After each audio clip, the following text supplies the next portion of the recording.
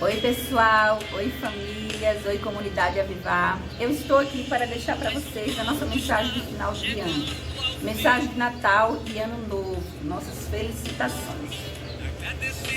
O tema da mensagem é Natal e Ano Novo, presença de Jesus de maneira bela, excelsa e reveladora. Porque um menino nos nasceu, um filho se nos deu. E o seu governo estará sobre os seus ombros, e o seu nome será maravilhoso, conselheiro, Deus forte, Pai da eternidade, príncipe da paz. Do aumento do seu governo e da paz não haverá fim, sobre o trono de Davi e no seu reino, para o estabelecer e o fortificar em retidão e em justiça, desde agora e para sempre. O zelo do Senhor dos Exércitos fará isso. Isaías 9, 6, 7. Enxergamos o Natal como um tempo de muito amor e esperança. Tempo de absorver só coisas boas para a mente e para o coração. Ao pensar no nascimento de Jesus, devemos pensar no nascimento de tudo que é bom e na nossa salvação.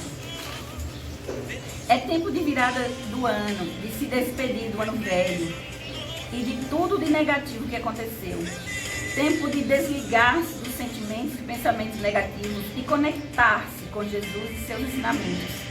É também momento de reflexão, de ponderação e principalmente de gratidão. Conseguir chegar até aqui vivos para continuar contando a nossa história é realmente graça divina. A Deus devemos agradecer pela generosidade e misericórdia infinitas, pelo aprendizado rico, que com certeza foi e está sendo para toda a humanidade.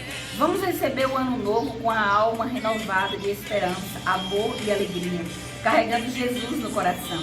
E que assim seja o ano todo. A todos quero desejar um ano novo cheio de harmonia, união, paz, perdão, saúde e felicidade. Que o Evangelho seja nossa orientação em cada dia desse novo ano. Que saibamos encontrar a felicidade na paz e no amor de Cristo. Que Deus abençoe a todos e sua luz ilumine os nossos corações. Que a maior promessa do ano novo seja o fortalecimento da nossa fé e que saibamos cumprir em cada um dos 365 dias de 2021. Que tenhamos a certeza de um ano de renovo, transformação, prosperidade, cumprimento de promessas e avivamento espiritual. São os votos da Avivar, cuja essência nasceu exatamente com esse propósito, esta missão, e debaixo de promessas de Deus de que dias melhores virão. Bendita seja a passagem de 2020 para 2021. Bendita seja a passagem de 2020 para 2021.